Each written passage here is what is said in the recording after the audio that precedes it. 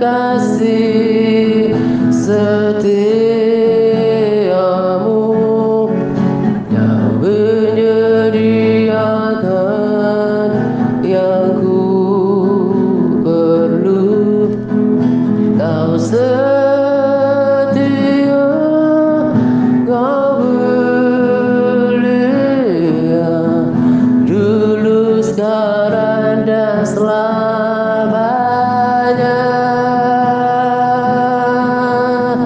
Kau tunjukkan kasih setiamu. Kau menyediakan yang ku perlu. Kau setia,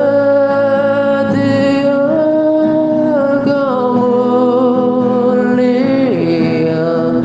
Bapa, kau setia.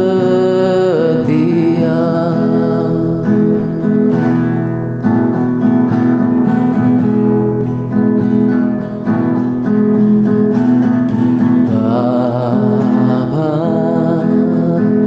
kau setia. Bapa,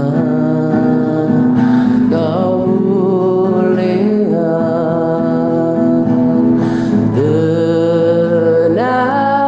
Tenanglah jiwaku, aman bersamamu.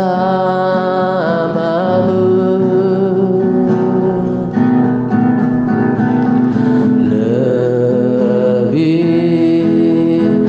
dari harta, Kaulah segalanya.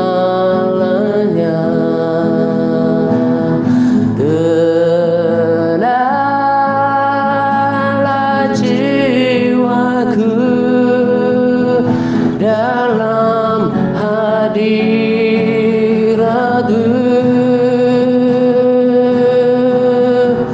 Kau tunjukkan kasih setiamu. Kau menyediakan yang ku perlu. Kau setia, kau mulia, dulu, sekarang, dan selamanya.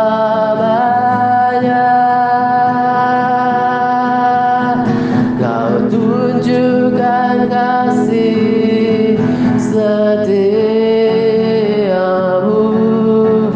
Kau menyediakan yang ku perlu. Kau setia, kau mulia,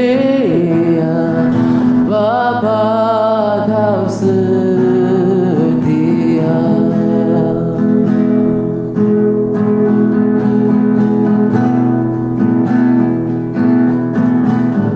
Kau tunjukkan kasih setiamu. Kau menyediakan yang ku perlu. Kau setia, kau mulia, dulu, sekarang, dan selamanya. Kau tunjukkan kasih setiamu. Kau menyediakan yang ku perlu. Kau setia, kau mulia, Bapa, kau setia.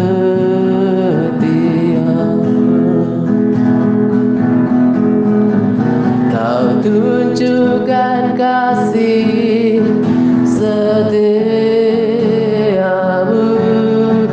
Kau menyediakan yang ku perlu.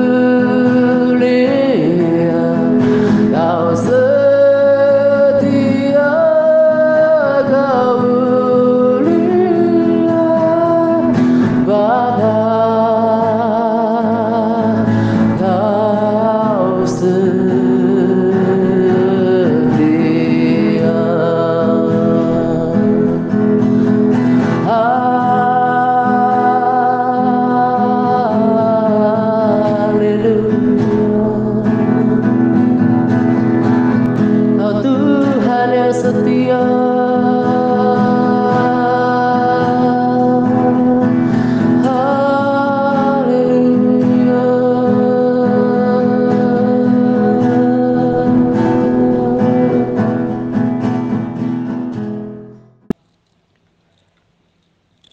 semuanya.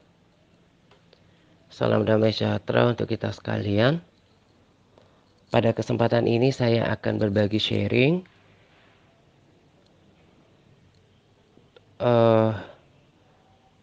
sebetulnya sharing kali ini lebih pada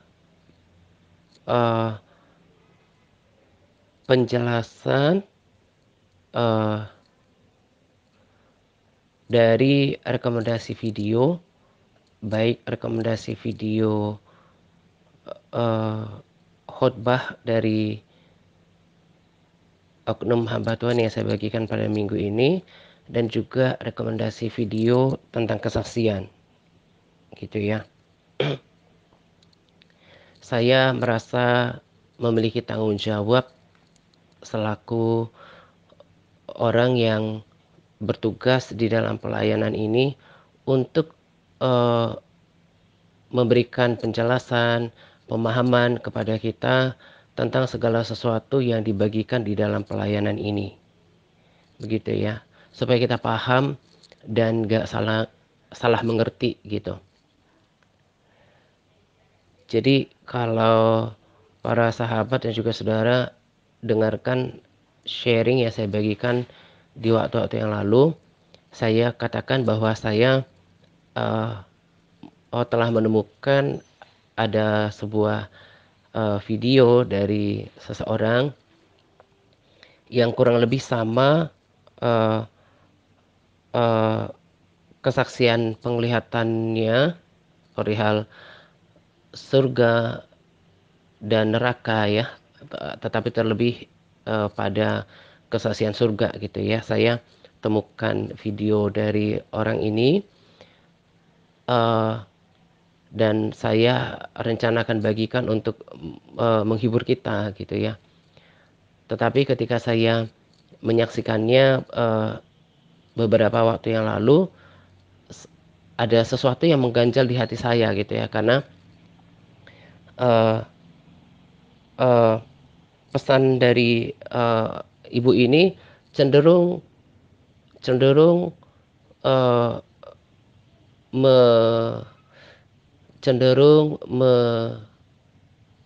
memberikan kesaksian dari sisi kasih Tuhan, kemurahan Tuhan, kebaikan Tuhan gitu ya. Sementara dari dulu saya ajarkan bahwa kita harus melihat Tuhan dari dua sisi yang berbeda. Jangan cuma kebaikannya, kemurahannya gitu ya. Firman Tuhan juga kan katakan seperti itu. Jangan hanya melihat kemurahan Tuhan atau kebaikannya atau kasihnya, tetapi juga kekerasannya atau penghukumannya atau keadilannya. Karena itu adalah sisi Tuhan yang utuh gitu. Nah, lalu setelah saya baca kesaksian itu tentu memberkati dan memotivasi gitu ya. Sudah cukup lama saya mendengarkan kesaksian dari ibu ini, dan saya catat beberapa pesan untuk kita dan akan saya bagikan pada kesempatan ini gitu ya. Tapi sambil saya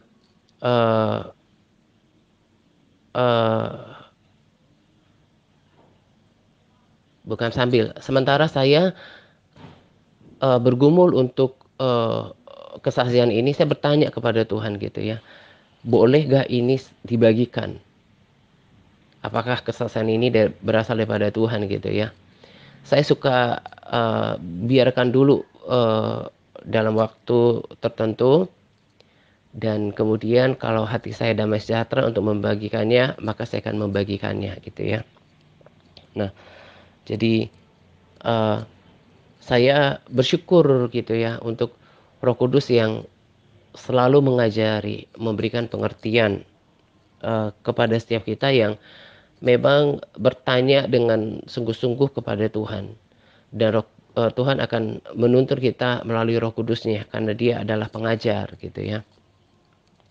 Nah, eh, dalam perjalanan saya bergumul tentang eh, membawa dalam doa ya tepatnya ya, membawa dalam doa tentang kesaksian ini jangan sampai salah gitu ya. Eh, saya tahu ini dari Tuhan gitu karena segala sesuatu yang baik dan benar itu berasal daripada Tuhan. Saya dibuat mengerti gitu ya, eh, bahwa dulu pun ketika Yesus melayani para murid, Yesus kan menghiburkan, menguatkan, memotivasi para murid tentang janji-janji Tuhan yang luar biasa di surga gitu ya. Yesus berkata, di rumah Bapakku ada banyak tempat tinggal gitu ya. Nah, eh, ini adalah versi di mana Yesus sedang mengatakan fakta hal yang sesungguhnya daripada surga kepada para muridnya. Itu kan dalam konteks di mana eh, audiensnya itu murid gitu. Murid adalah imitasi daripada gurunya. Murid berarti pengikut Yesus yang mereka bukan cuma mengikuti tapi melayani dia gitu ya. Jadi Tuhan Tuhan Yesus mengatakan kepada mereka yang dalam pandangannya mereka adalah kelompok murid gitu. Nah, sementara di sisi lain dalam konteks lain kan Yesus juga keras kepada ahli Taurat dan orang-orang Farisi gitu ya. Jadi eh, eh, pengertian ini kemudian membuat saya yakin bahwa kesaksian ini benar dan boleh dibagikan. Damai sejahtera hati saya.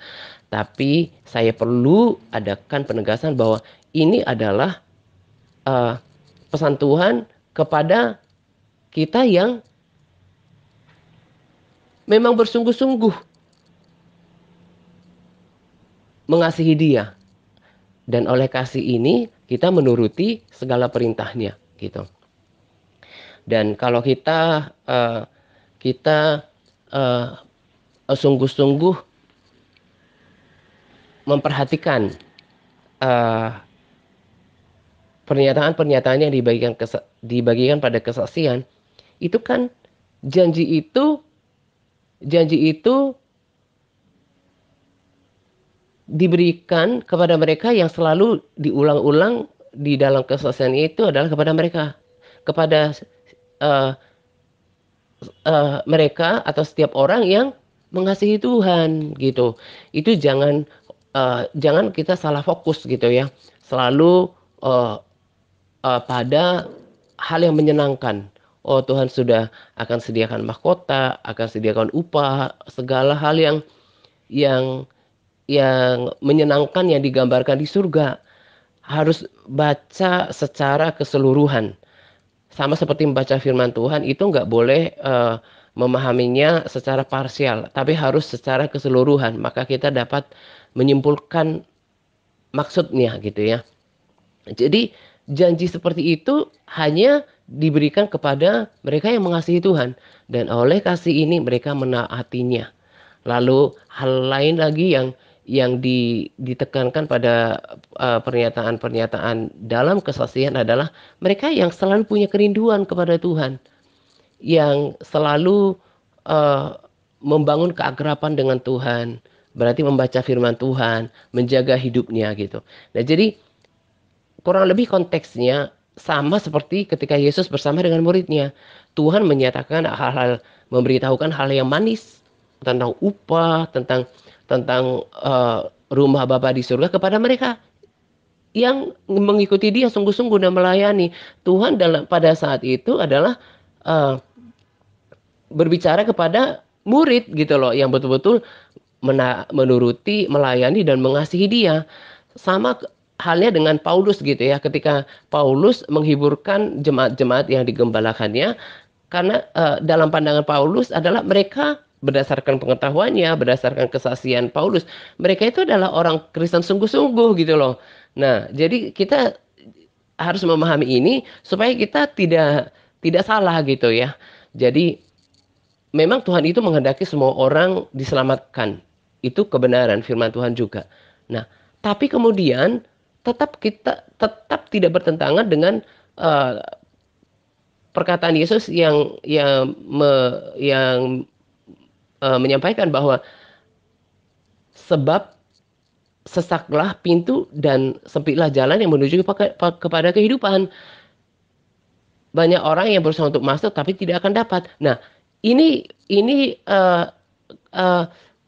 pengertiannya apa? Bukan dari pihak Tuhannya, dari pihak uh, dari pihak Tuhan Yesus yang mempersulit. Nah, jadi pihak orangnya yang individu itu yang membuat sulit jalannya. Jadi Tuhan membuka keselamatan kepada semua orang. Tuhan menginginkan uh, semua orang diselamatkan. Tapi kan Tuhan tidak memaksa. Ada free will dari setiap orang. Mau mengasihi Tuhan apa enggak? Mau menuruti Tuhan apa enggak gitu loh. Jadi jangan salah ya. Karena dari dulu pengajaran TRC ini selalu berbicara kepada dua sisi Tuhan, bahkan cenderung kepada kekerasan, penghukuman dan keadilan Tuhan supaya kita lebih berjaga dan mempersiapkan diri. Jadi jangan mengira bahwa kalau kita tidak mengasihi Tuhan, hanya cukup jadi orang Kristen biasa, gak menuruti perintah Tuhan, gak menjaga sikap hidup kita, lalu janji pada kesaksian itu juga menjadi milik kita. Saya bilang enggak.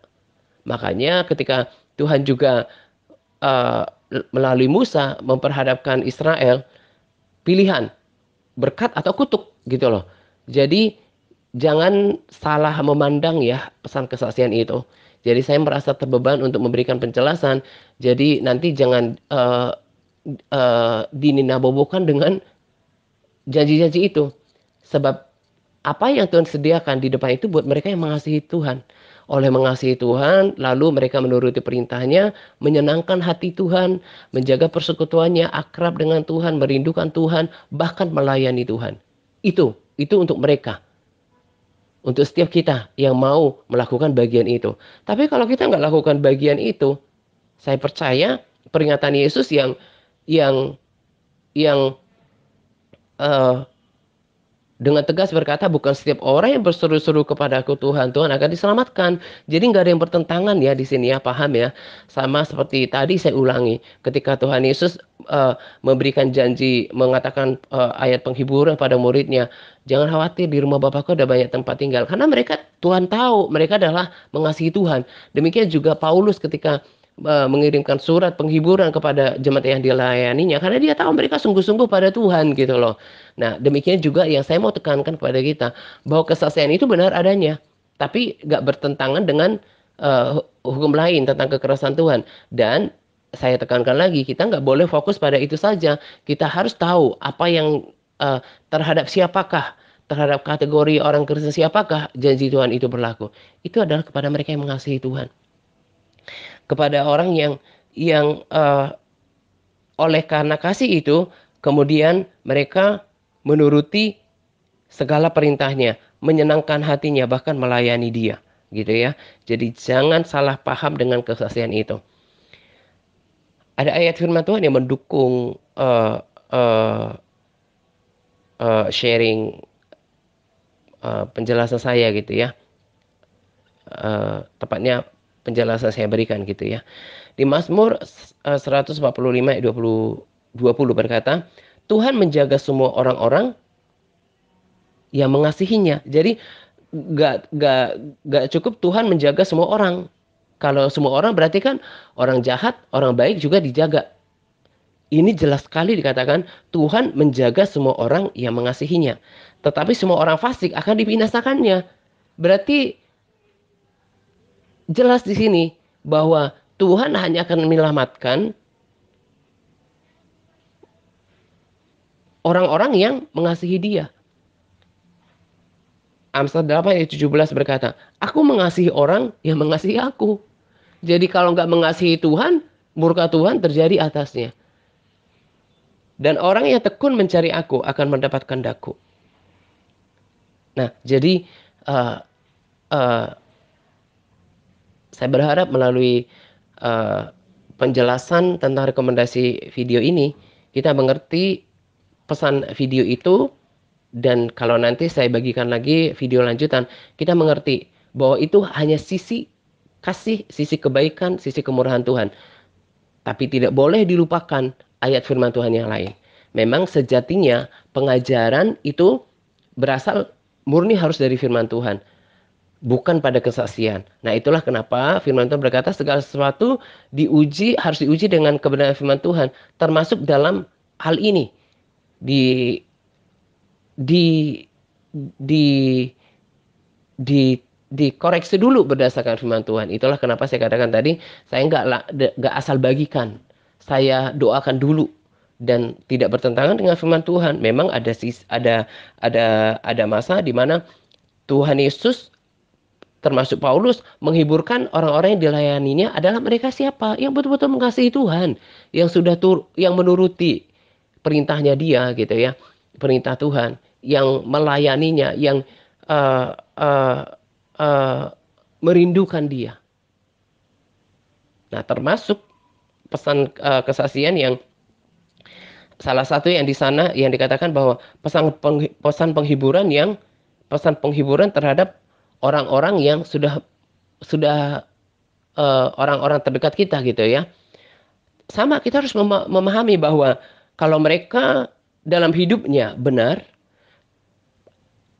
atau paling tidak sebelum akhir hidup mereka bertobat, saya percaya mereka ada di dalam Tuhan, mati di dalam Tuhan.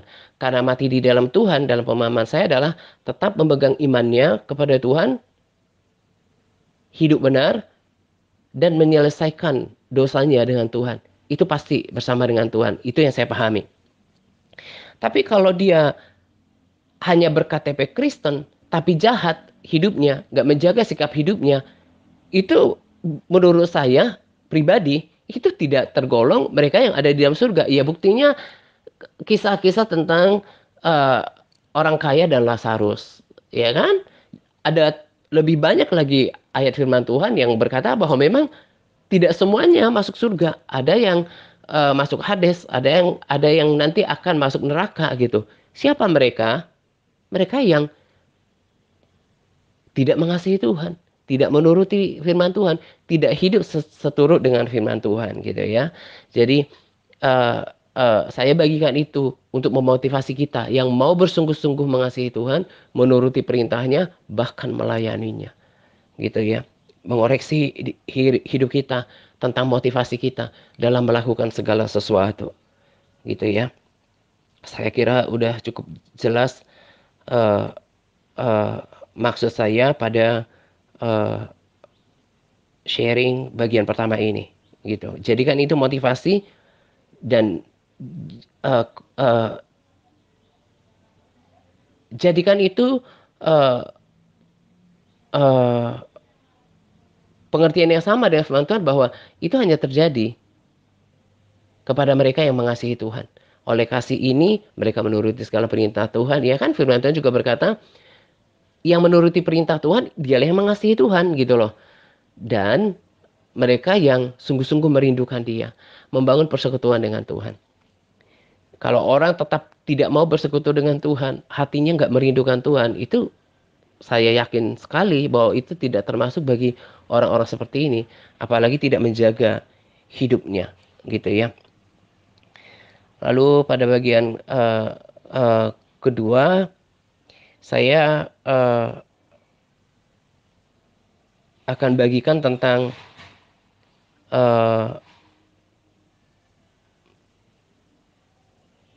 pesan rekomendasi video gitu ya. Rekomendasi video khotbah ya. Yang pertama tadi rekomendasi video kesaksian. Nah, jadi ada dua hal yang saya catat tentang rekomendasi video yang kemarin, yaitu bagaimana kita mencari perkara rohani melebihi perkara duniawi. Itu juga kan disampaikan pada pesan, disampaikan pada pesan rekomendasi kesaksian, bahwa Tuhan mau kita berpikiran surgawi. Cari dahulu kerajaan Allah dan kebenarannya, maka semuanya itu akan ditambahkan.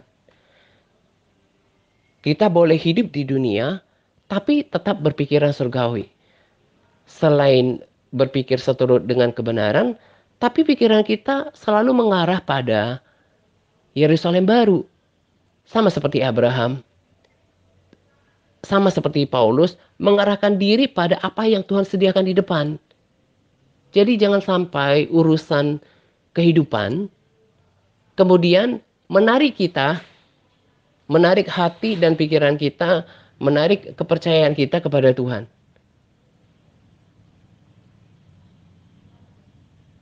Karena memikirkan masalah, karena memikirkan persoalan hidup, akhirnya mengganggu hubungan kita dengan Tuhan. Kan ini kan tujuan masalah yang diadakan oleh si jahat supaya kita tidak uh, terhubung dengan Tuhan, supaya hubungan kita terganggu dengan Tuhan.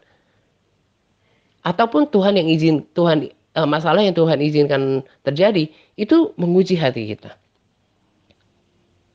Ada banyak orang gara-gara persoalan kehidupan, entah itu persoalan rumah tangga, pekerjaan, terutama hal uang ya, itu akhirnya kemudian jatuh ke dalam berbagai pencobaan atau penderitaan. Makanya kan firman Tuhan berkata bahwa kita harus belajar mencukupkan diri dengan apa yang Tuhan sediakan hari ini. Persoalan sehari cukup untuk 1 hari, kata firman Tuhan.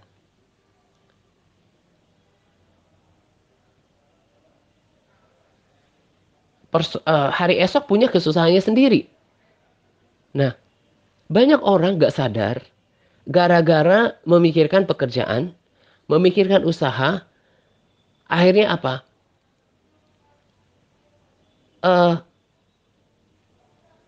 Hubungannya dengan Tuhan itu terganggu.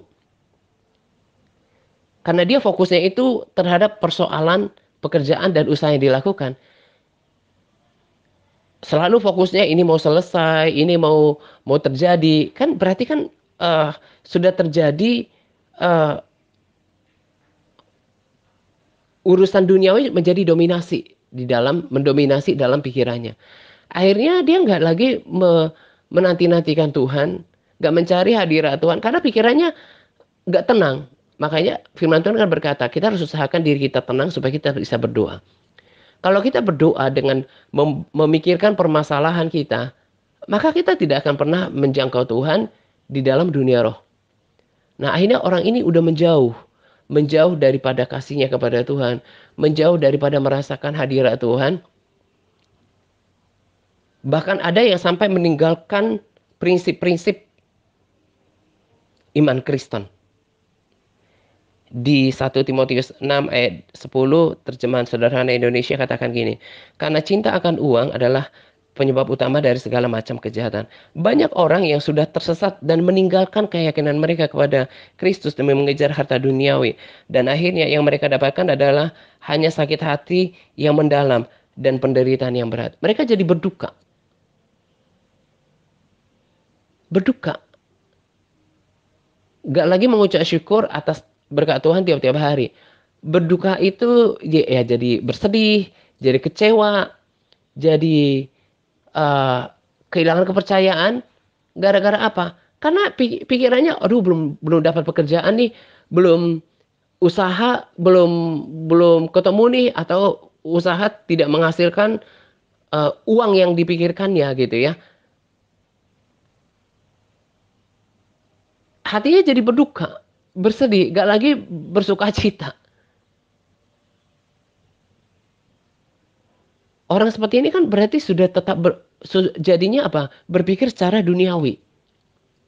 Berpikir tentang hal-hal di dunia ini. Memang ini tidak mudah, tapi itu harus dilatih dan itu maunya Tuhan. Karena kita memikirkan perkara dunia, terlebih ya usaha dan pekerjaan, akhirnya kita kehilangan fokus dengan Tuhan. Kita kehilangan ucapan syukur. Nah, orang seperti ini tidak mungkin berkenan kepada Tuhan. Menurut saya ini juga maksud daripada Roma 8 ayat 8. Mereka yang hidup dalam daging tidak mungkin berkenan kepada Allah. Daging itu nggak melulu hal nafsu, percabulan, perzinahan. Jangan itu. Tapi hidup dalam kedagingan. Penuh dengan keinginan mengejar uang, mengejar harta. Segala sesuatu yang duniawi itu kan kedagingan. Tidak mungkin berkenan kepada Tuhan. Ini juga akan ditegaskan pada kesaksian. Hanya mereka yang menyediakan waktu bersama dengan Tuhan. Saya sangat rasa sampai sekarang bahkan bukan cuma orang-orang di Big Internet, tapi di MTRC Advance juga. Bagaimana mempertahankan persekutuan dengan Tuhan itu kan bukan hal yang gampang. Untuk bangun tiap-tiap pagi, untuk berpuasa itu tidak gampang. Itu bukan penghalang dari Tuhan loh. Itu penghalang dari diri kita sendiri. Untuk tetap merindukan Tuhan, merasakan hadirat Tuhan. Nanti saya bagikan rekomendasi video untuk Jumat Agung. Pernyataan sederhana yang dari oknum hamba Tuhan yang berkata bahwa kita harus memastikan kita merasakan hadirat Tuhan setiap hari. Di hadiratmu ada sukacita yang melimpah-limpah. Sukacita itu kan kekuatan baru. Nah, jadi kalau orang melewati setiap hari tanpa hadirat Tuhan, maka akan sangat berat. Dan itu diakibatkan oleh sikap hidupnya sendiri. Dan yang terakhir yang ditekankan dalam video adalah bagaimana kita untuk mendapatkan segala sesuatu yang dari surga. Saya suka pernyataan sederhana yang berkata bahwa kalau kita menginginkan, mengharapkan segala sesuatu yang dari surga, cuma perlu iman, yaitu percaya penuh. Gak bersandar pada pengertian, apalagi perasaan kita. Tapi percaya pada kemampuan Tuhan dan kemauan Tuhan untuk memberikannya. Saya suka Roma 8 ayat 32 kalau nggak salah, sedang saya hafal gitu ya. Ia yang tidak menyayangkan anaknya sendiri, tetapi yang menyerahkannya bagi kita semua. Bagaimanakah mungkin ia tidak mengaruniakan segala sesuatu kepada kita bersama-sama dengan dia?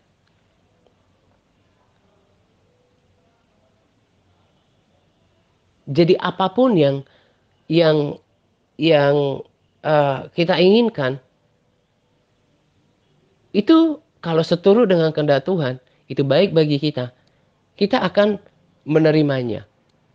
Kalau cuma persoalan remeh-temeh gitu ya, yang persoalan hidup sementara, makan dan minum, itu kan tidak ada bandingannya dengan kemuliaan yang nanti kita terima bersama dengan Yesus.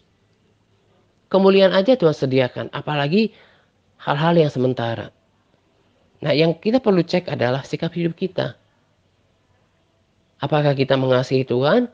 Apakah kita menyenangkannya, merindukannya, membangun persekutuan dengan Dia? Dan juga tetap memelihara iman dan percaya penuh. Dan iman atau percaya penuh kita ini memang harus diuji gitu. Kalau apa-apa didoakan sekali dua kali langsung dapat, nanti nggak teruji imannya. Ada kalanya Tuhan mengulur waktu.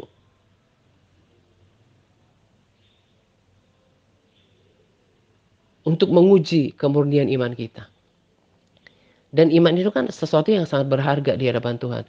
Bukti kita mengakui keberadaan Tuhan dan kekuasaannya, kemampuannya itu kan iman. Dan iman itu seperti mata uang untuk mendapatkan segala sesuatu yang dari surga. Makanya iman itu harus dilatih. Iman itu harus dilatih. Nanti saya akan bagikan tentang iman. Saya udah siapkan, ada banyak untuk dibagikan. Dan itu semua dapat dari pembacaan firman Tuhan, memperkatakan firman Tuhan, persekutuan dengan Tuhan. Dan itu memberkati hidup saya. Nah, kiranya apa yang saya bagikan pada sharing kali ini tetap mengingatkan kita tentang dua sisi Tuhan. Terhibur dan termotivasilah untuk melakukan semuanya karena ada janji Tuhan. Saya juga tambahkan di sini, eh, ini betul-betul pengertian yang Tuhan berikan kepada saya gitu ya. Rema, rema dari firman Tuhan yang saya ketahui gitu ya. Saya sangat yakin ini pengertian daripada Tuhan. Ketika saya beraktivitas, ada suara hati nurani saya lah. Saya ikuti seperti Daud berkata, hati nurani saya mengajari saya. Kenapa kamu berbuat baik? Berbuat baik itu bukan seperti orang-orang di luar sana untuk mengumpulkan amal.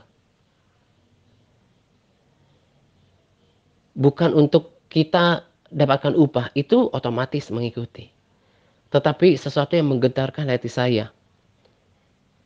Ketika suara itu menggetarkan hati saya dan memberi pengertian, kamu berbuat baik untuk memuliakan Tuhan. Dan itu adalah perintah Tuhan.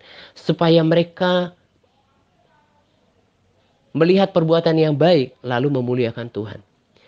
Terhadap orang yang belum percaya Yesus, kita yang berbeda agama, mereka tahu kalau kita orang Kristen.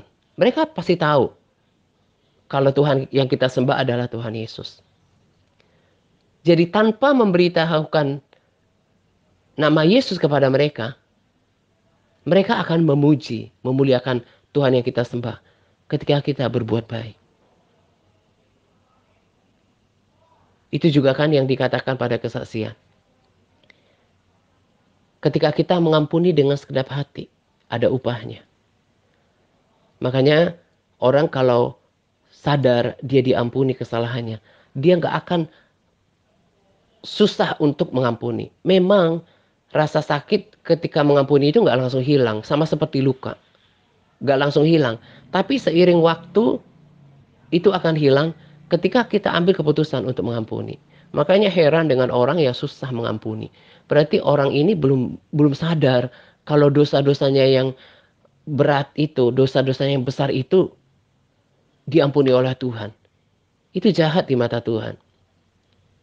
Orang Kristen sejati itu tidak akan berpikir panjang untuk mengampuni. Selain konsekuensinya dosa kita tidak diampuni ketika kita tidak mengampuni, tapi kan kita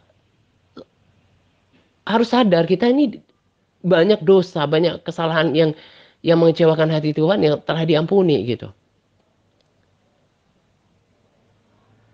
Lalu memberikan pipi kiri kepada yang menampar pipi kanan, itu harus diusahakan.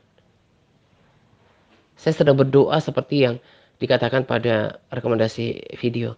Biar kemuliaan-Mu mengubahkan hatiku Tuhan. Karena kalau dengan kekuatan dan kemampuan saya sendiri, susah untuk melakukan itu semua.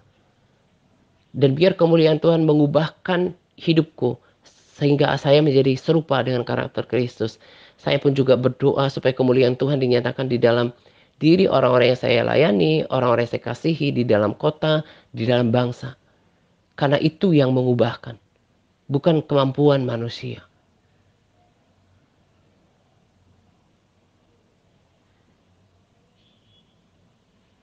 Orang Kristen yang diubahkan oleh firman Tuhan, itu adalah mereka yang dapatkan rema seperti ini. Jadi bukan knowledge, bukan pengetahuan. Saya yakin di antara kita, termasuk saya juga dahulu tahu kalau supaya mereka melihat perbuatanmu yang baik lalu memuliakan Tuhan. Itu hanya sebatas pengetahuan. Tapi ketika kita diberikan rema, ada suara di dalam hati kita yang meneguhkan kayak yang saya katakan tadi. Kenapa kamu berbuat baik? Untuk kemuliaan Tuhan.